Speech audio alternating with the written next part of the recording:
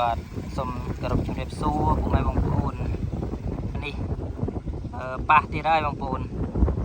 ពួកនេះពោះសកាចាស់ខ្ញុំមកបញ្ជួស្រែបងប្អូននិយាយទៅវានៅកន្លែងស្មៅនេះនៅគៀនជ្រុងនឹងឯងមិញអញ្ចឹងសំណាងតាយើងអត់ទៅជឿន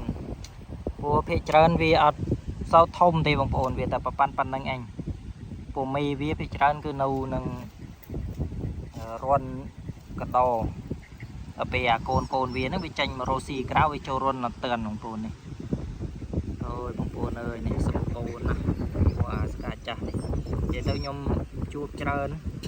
បាទខ្ញុំបង្ហាញបងប្អូនក៏ច្រើនដែរបងប្អូនដោយវីដេអូមុនហ្នឹងខ្ញុំប៉ះមីវានៅចកាចន្ទីអានេះនៅស្រែរបស់ខ្ញុំក៏មិនឆ្ងាយពីចកាចន្ទីប៉ុន្មានដែរបងប្អូនអញ្ចឹង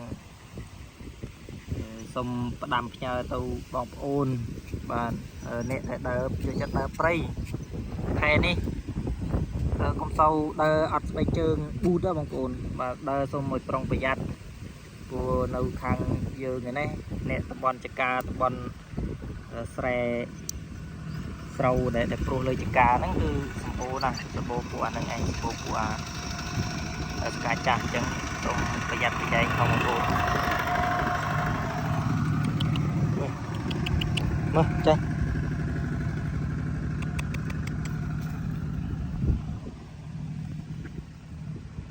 នេះអានេះនិយាយទៅអានេះកូនមកវាទេបងប្អូនវាមិនសូវធំទេតែខ្ញុំទៅវាយមិញហ្នឹងឯងបងប្អូនព្រោះនេះខ្ញុំនិយាយទៅថាមិនចង់វាយវាទេតែដោយសារតែវានៅនឹងស្រែយើងកូនប៉ុណ្ណេះវាច្រើនបងប្អូនព្រោះនេះវាជួយចាប់កណ្ដោចាប់អីនៅតាមស្រែរបស់យើងបានច្រើនណាព្រោះនេះចំណីអាហាររបស់វាគឺកណ្ដោហ្នឹងឯងបងប្អូនប៉ុន្តែយើងដើម្បីជិះវាំងបាទដើម្បីការពារការគ្រោះថ្នាក់នៅថ្ងៃមុខហ្នឹងគឺយើងមានតែកម្ចាត់វាចេញខ្លះហើយបងប្អូនបាទណាដែលឃើញណាដែលយើងមិនបានឃើញវានៅក្នុងរុនក៏ឲ្យវានេះទៅអញ្ចឹងបើសិនជាវានៅក្នុងរុននៅក្នុងកន្លែងចិត្តយើងមិនឃើញហ្នឹងគឺយើងបានកម្ចាត់វាទៅបងប្អូនអាណាដែលវាចេញមកក្រៅបែបនេះមានតែយកចេញខ្លះហើយបងប្អូនបាទនេះព្រោះយើងបារម្ភយើងខ្លាចនៅស្រែរបស់យើងនេះអានេះយើងមិនទាន់ច្រូតទេអានេះយើងទៅព្រោះចាំមើលទៅដល់ខែច្រូតព្រោះអានេះវាធំព្រោះស្កាចាស់ហ្នឹងវារីកលឿនមកពោះវាហ្នឹង